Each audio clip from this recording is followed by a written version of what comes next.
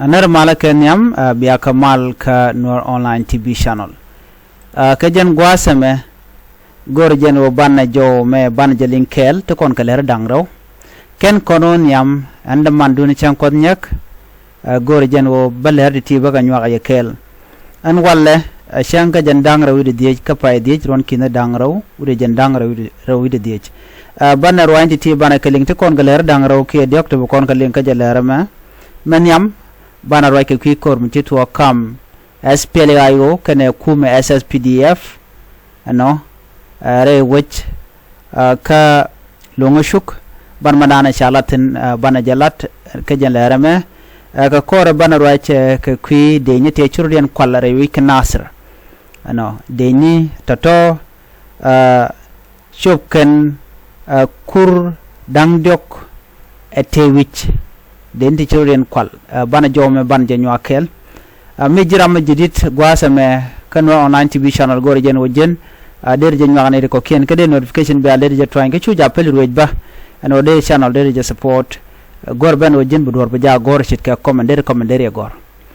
ere ler kana me no shit ko men telari no won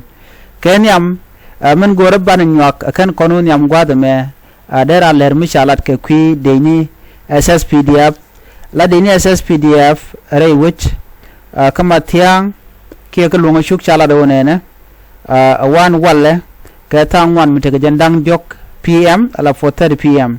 washiken udier payam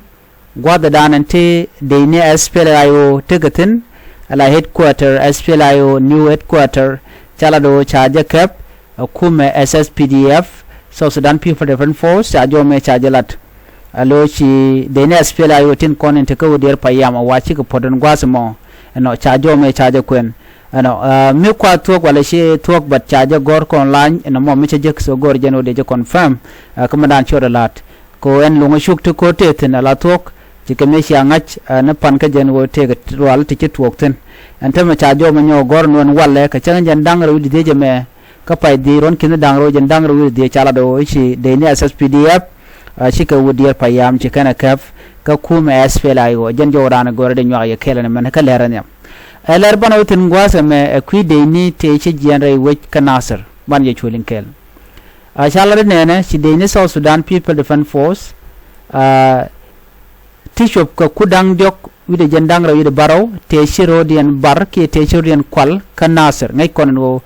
de to chirien kwal kanasir dio je chikon ling gwase dan kende inde to tin children kwal chala do shika shop ka wanding payam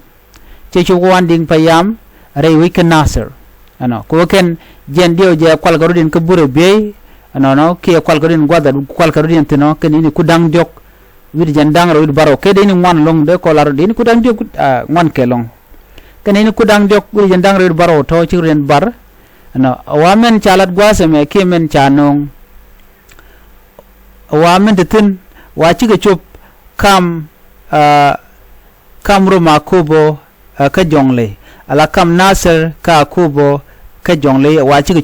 chup tin ken din de ton alo ke de ni SSPDF tin koni churian kwal ken de ni toto sikala no kap kene ke ka bom ka juba kene malakal ala din tin kone anon waredian wa ken kap ne ke bom akume SSPDF alo chikana no de ga nungre wikena ser big ben kor atana kapone ka bom atelami chikan greatin ke ken kana konok cha kep ko bom waredian tin wari tin lan wari pan gak tigatin ala gan wari ka pan gak tigatin no waredian bot dol ke ngane ngane lo no tigatin so cha jo mo cha ja kwen dundo waken rudian wa ngane murlenetin ne ko ne akep ko murlene la jab wa kan rudian ke de to to ku dang dio janda ro baro wa rudian dial ke de ni nying murlene te sha akep ko bombore wiki juba kana malakal sigaro ek kwar ngene re wichen winami ken nene ken shwar ne peno bako gwad danu ne tin ko ne lug ne ne o cha ne akep ko bom akume SSPDF ke kume ke me yadit ajene ken e lar no bine gwad me kap ne ga bom tel ne choice antama jen mo kwal ne roda keje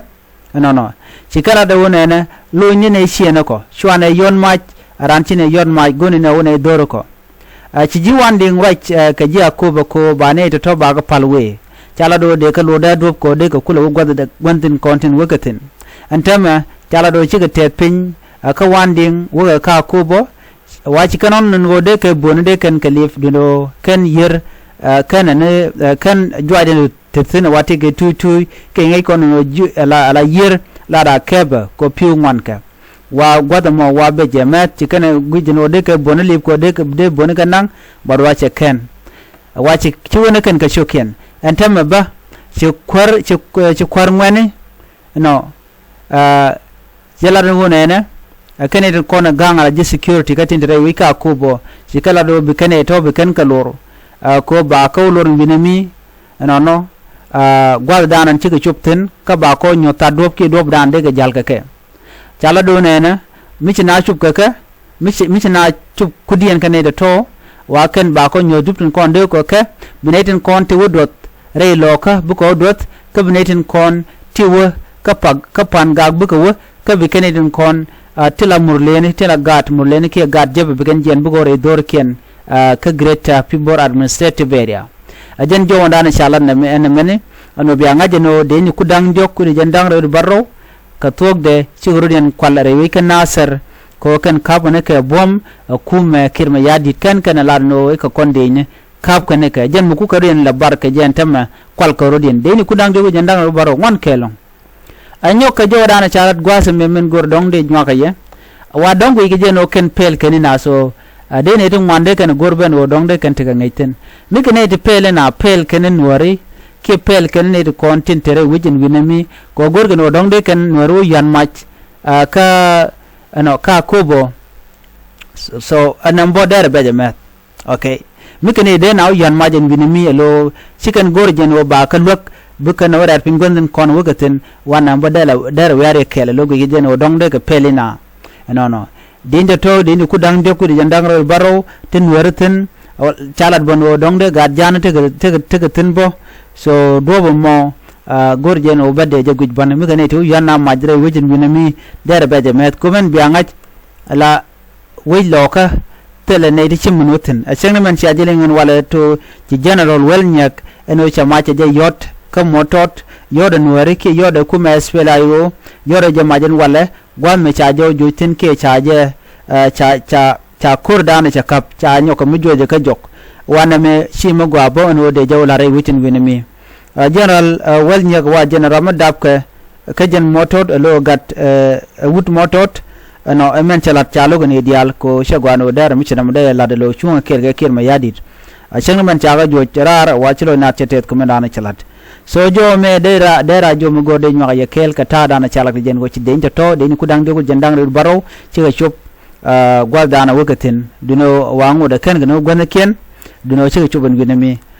bana kulin ma dana beto me biga ma yana ke bu gwana kan ten kono wakatin ana bana jo ko jek duno wago ke jen go pel kenana ajana na gode nyaka ye kel en ban yo je la radien biata kamal bye